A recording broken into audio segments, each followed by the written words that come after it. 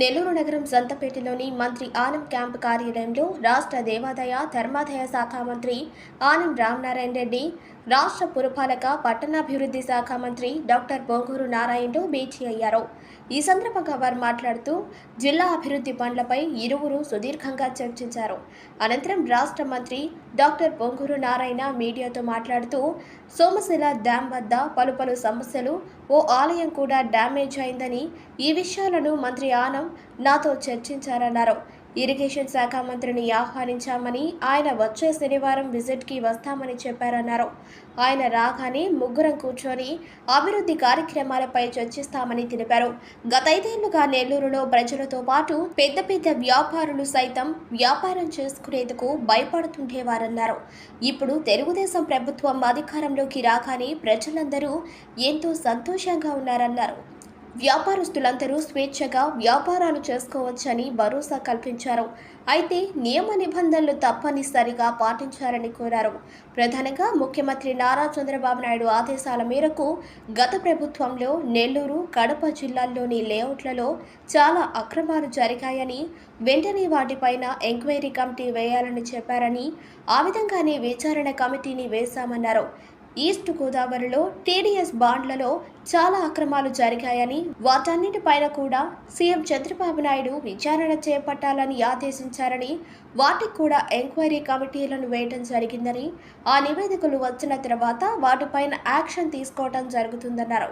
త్వరలోనే బిల్డర్స్ అందరితో కలిసి సమావేశమై పలు విషయాలను చర్చిస్తామని చెప్పారు. బిల్డర్స్ మాత్రం ఎట్టి పరిస్థితుల్లో రూల్స్ అతిక్రమించవద్దని సూచించారు.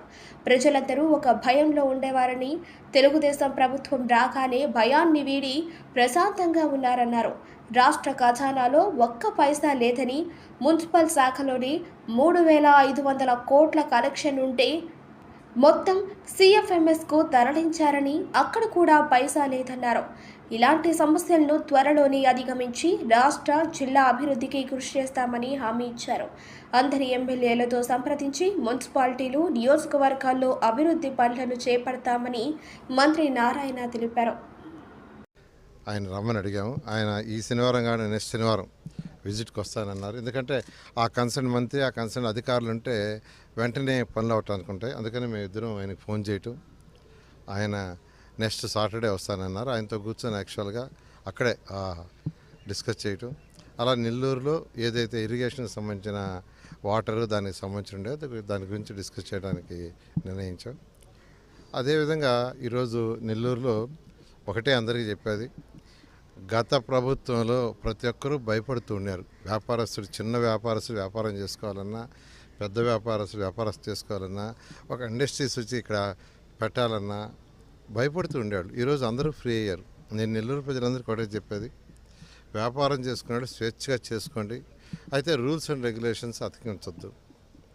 అదేవిధంగా ముఖ్యమంత్రి గారు ఆదేశించారు, నెల్లూరు, కడప ఈ రెండిట్లో లేఅవుట్లలో చాలా అక్రమాలు జరిగినాయి, గత ప్రభుత్వం వాళ్ళు చేశారు, వెంటనే ఎంక్వైరీ కమిటీ వేయమన్నారు. దానికి ఎంక్వైరీ కమిటీ వేసాం. అదేవిధంగా ఈస్ట్ గోదావరి అక్కడ టీడీఎస్ బాండ్లలో చాలా జరిగినాయి, వాటన్నిటి మీద కూడా ఎంక్వైరీ చేయమంటే కమిటీలు వేసాం. ఆ రిపోర్ట్ వచ్చిన తర్వాత వాటి మీద యాక్షన్ తీసుకోవడం జరుగుతుంది. నేను అందరికీ ఒకటే చెప్పేది, ప్రతి బిల్డర్కి, ఎవరైతే లేఅవుట్లు వేసేవాళ్ళు కావచ్చు, బిల్డింగ్లు కట్టేవాళ్ళు కావచ్చు, మేము ఇంకా రూల్స్ కూడా వీలైనంత లిబరలైజ్ చేయడానికి ప్రయత్నిస్తున్నాం.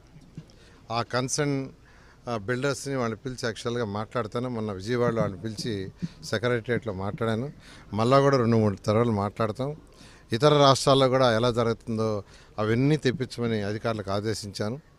అవన్నీ వచ్చిన తర్వాత కూర్చొని వీలైనంత లిబరలైజ్ చేస్తాం. అయితే మీరు కూడా ఆ యొక్క రూల్స్కి అతిక్రమించకుండా చేయండి. అధికారులు కూడా ఆదేశిస్తున్నాం.